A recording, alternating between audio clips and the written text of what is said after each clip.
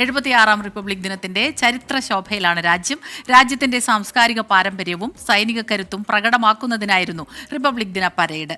ആഘോഷ ചടങ്ങിൽ Indonesian president Prabowo സുബിയാന്റോ ആയിരുന്നു മുഖ്യാതിഥി. ദേശീയ യുദ്ധസ്മാരകത്തിൽ പ്രധാനമന്ത്രി നരേന്ദ്രമോദി പുഷ്പചക്രം അർപ്പിച്ച് രാജ്യത്തിനു വേണ്ടി ജീവൻ ബലിയർപ്പിച്ച സൈനികർക്ക് അഭിവാദ്യം അർപ്പിച്ചതോടെയാണ് ഈ വർഷത്തെ റിപ്പബ്ലിക് ദിനാഘോഷ ചടങ്ങുകൾ ആരംഭിച്ചത്.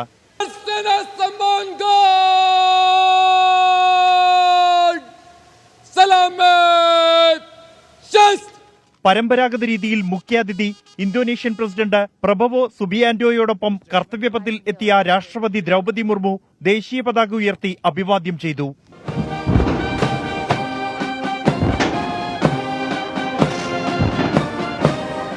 21 ആചാരവെടികളോടെ റിപ്പബ്ലിക് ദിന പരേഡിന് ഔപചാരിക തുടക്കം.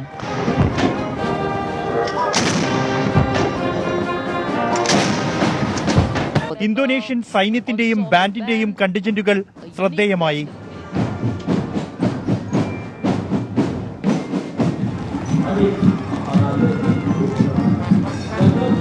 രാജ്യത്തിന്റെ വികസനവും നേട്ടങ്ങളും പൈതൃകവും വിളിച്ചോതുന്നതായി parade. Bhishma tank, Nag missile, Chhedak, Kapidhwaj, Tripurantak, BrahMos എന്നിവ ഇന്ത്യയുടെ ആയുധ കരുത്ത് കാട്ടി.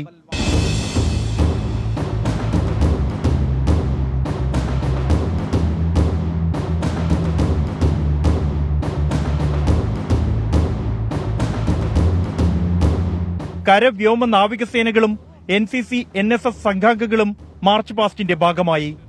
5000 ആദിവാസി കലാകാരന്മാർ അണിനിരന്ന കലാരൂപങ്ങളും 31 നിശ്ചല ദൃശ്യങ്ങളും പരേഡിന് വർണ്ണപ്പൊലിമ നൽകി.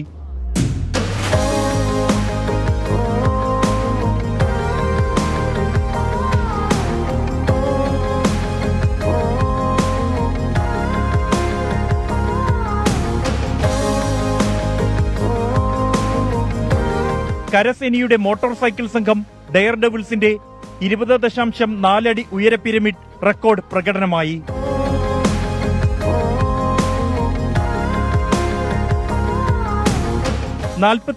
എയർക്രാഫ്റ്റുകളുടെ ത്രസിപ്പിക്കുന്ന ഫ്ലൈപാസ്റ്റോടെയാണ് റിപ്പബ്ലിക് ദിന പരേഡ് സമാപിച്ചത്.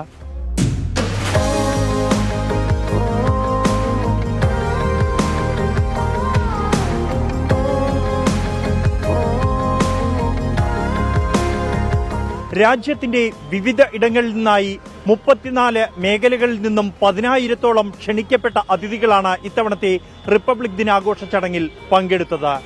ഓരോ കാഴ്ചയിലും അഭിമാനവും ആത്മവിശ്വാസവും വർദ്ധിപ്പിക്കുന്നതാണ് ഇന്ത്യയുടെ റിപ്പബ്ലിക് ദിന പരേഡ്. ബൽറാം നെടുങ്ങാടി, 24, ഡൽഹി.